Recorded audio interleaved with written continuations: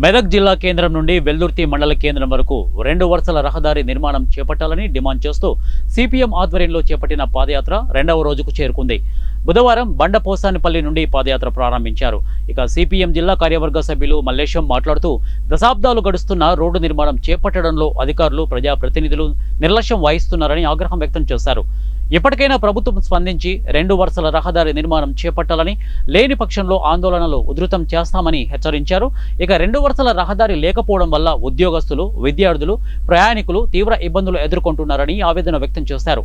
దశాబ్దాలు గడుస్తున్న స్థానిక ప్రజాప్రతినిధులు, అధికారులు రోడ్డు నిర్మాణంపై శ్రద్ధ వహించడం లేదని ఆగ్రహం వ్యక్తం చేశారు. ఎన్ని ప్రభుత్వాలు మారినా రహదారి నిర్మాణం మాత్రం చేపట్టడం లేదని ఆగ్రహం వ్యక్తం చేశారు.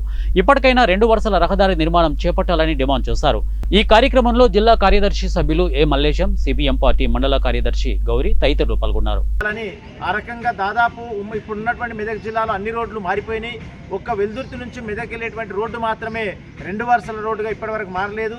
ఇది కేవలం జాతీయ రహదారిని కలిపేది కాదు, ఒక మండలం కేంద్రం నుంచి జిల్లా కేంద్రాన్ని కలిపేటువంటి రోడ్డు.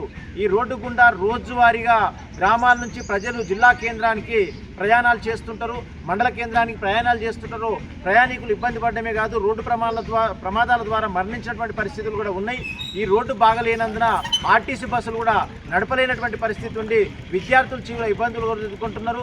ఇక్కడ చదువులు చెప్పేటువంటి ఉపాధ్యాయులు కానీ, ఇతర ప్రభుత్వ ఉద్యోగులు కానీ, రోజువారీ తిరిగే వాళ్ళు కూడా ఇబ్బందులు పడుతున్నారు. పాలకులకు ఎంత నిర్లక్ష్య వైఖరి ఎందుకని చెప్పి సిపిఎం పార్టీ ప్రశ్నిస్తున్నది.